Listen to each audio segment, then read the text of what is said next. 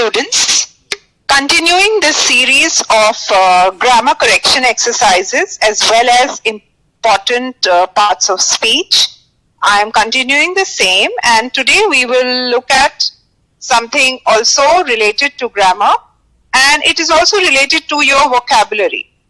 It is words that we sometimes, tend to confuse. So you are right, these are confusing words.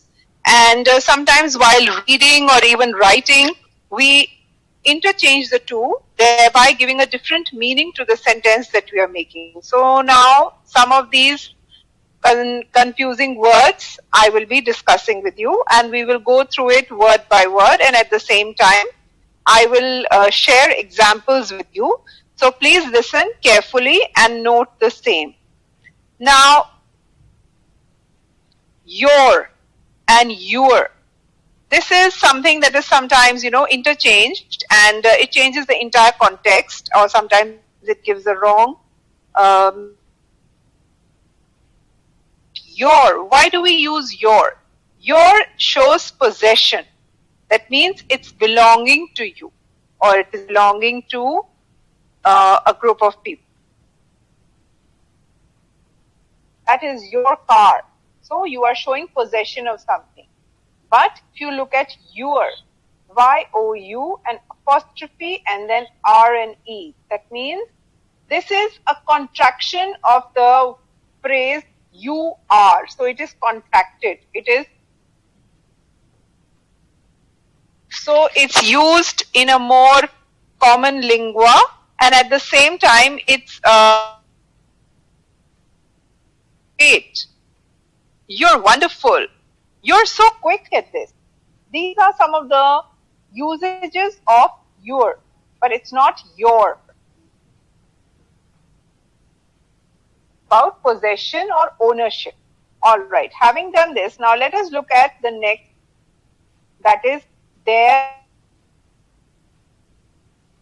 What happens is, again the first there, that is T-H-E-I-R. It shows again possession and ownership. So it says belonging to them. So this is their house. This is their apartment. Anything that you're showing that talks about ownership. Then there. That is they are. Now if you note,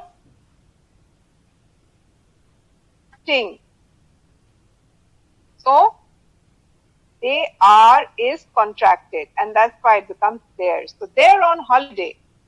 They're going to be late. They're having a vacation. So again, this is the contraction of they are. So this is a full form, but if you sort of abbreviate it, then it is there. Now let us look at there. T-H-E-R-E. Now how does this be used? It's a place. That means you are indicating a specific place. So it is there, not here. So put the box there. They've given you example right here. So you can see this and understand what is the difference between these three. There, there and there.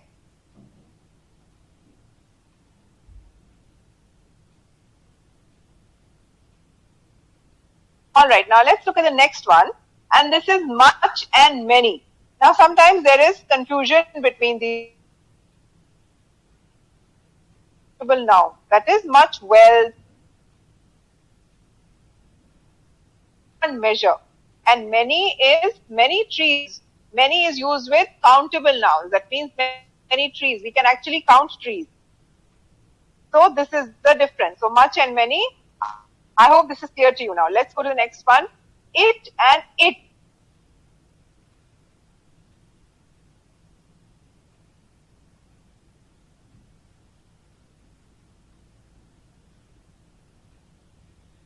So now it says it belonging to it. It pause. And it, it apostrophe s, it is. That is the full form of this particular phrase. And how is it being used? It is contracted form and it's Friday. Now let us look at this. again 2, 2 and 2, TWO. So now 2 is again direction, infinitive, to Paris, to have. These are the examples how you talk about. So I am going to my a coffee. All these things are there. Two. Two is also. Again, I disliked him too. He was too arrogant. So there is also a emphasis that something is more than TWO, the number 2, and it shows 2 hands. So here it is being a countable thing, but the sound is similar. That is why we tend to confuse it. But actually it is very different. Now if you look at this, for and since, sometimes a lot of students are making these errors again and again. So let us, I hope this puts end to that controversy. So for, with a quantity of time, so for 3 years he was doing this work, he had a loan for 3 years. Now since is from a particular time. So since January, we have been waiting for him. So how long have you been doing it? From a particular named time.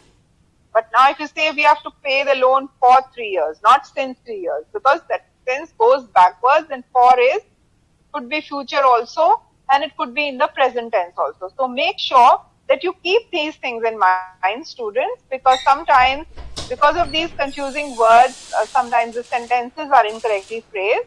And once again, I would like to tell you that the more you practice, the more you read, the more you start expanding your reading base, you will find that you are able to distinguish between the confusing words much quickly, because you will be able to pick it out from the context. You will be able to pick it out from that particular context, and you will be able to use it better in your language. These little things, if you learn them now, you will find that they emphasize and then they improve your reading as well as your writing skills. In the next video that we do, we will also look at something similar to that. And I hope you, in fact, I think if you listen to them every day for some little bit of time, whatever subject you are studying, you will find that over a period of time, they will definitely show a very positive change and a very big improvement you will find in your work. So please take advantage of this and do as much as you can in terms of reading and I hope this will be helpful for you. Students, thank you so much. I will see you in the next class.